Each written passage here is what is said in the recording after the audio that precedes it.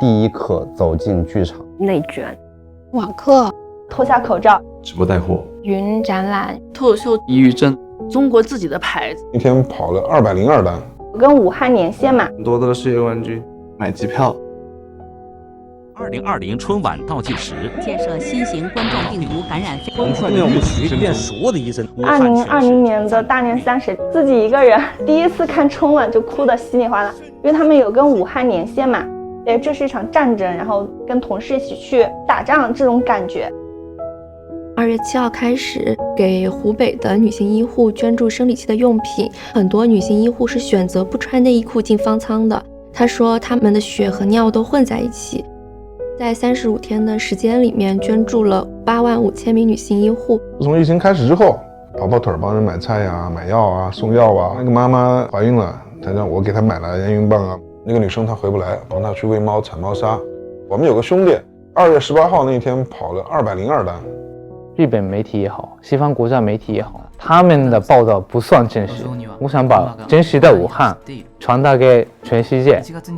从3月中开始拍戏，中间做直播，然后做短视频，做各式各样的工作。花了2个多月，直到最后花了4万多块钱，最终拿到了机票。疫情的原因导致更多的人心理的压力得不到释放，心理问题也越来越得到社会的关注和重视。不能忘记，就是今年的日子，每天好像头上都是乌云滚滚，不管有什么高兴的事儿，也挡不住这个。今年很流行说的是内卷，很多行业、很多人、很多事情是在3天之内可以看到一个翻篇，速生速死。在11月份的时候，上海有2个艺博会，那么多人排着队去参观展览，戴好口罩，让很多艺术行业的人重新获得一些信心吧。随时随地会听到意气风发的关于电影的项目，但是你今年有一些朋友的公司就不知不觉中就结束了，好像一个很长的隧道，你不知道这条隧道何时是个尽头，你不知道那道光什么时候可以射进来。我们顶风作案，开了一家新的民宿，没有想到真的4月初一天大概就有10单、20单的生意进来，好像中彩票一样，非常非常的开心。在疫情最严重的时候，我们买手店订货，所有的货都取消。在疫情好转之后，做了一场很大的秀，就代表是重生。大家都出不了国了，让更多的人来关注了中国自己的牌子，一路高歌吧。今年我感觉，本土的独立的匠人的作品受到了更多的关注，这个会对中国的陶艺有一个很大的推动。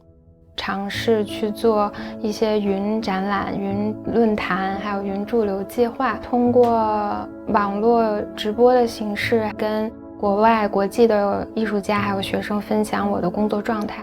欧美的演出已经到了2022年，国内的演出行业来讲，可以说是全世界奇迹。8月20号，当我今年第一课走进剧场的时候，久违了。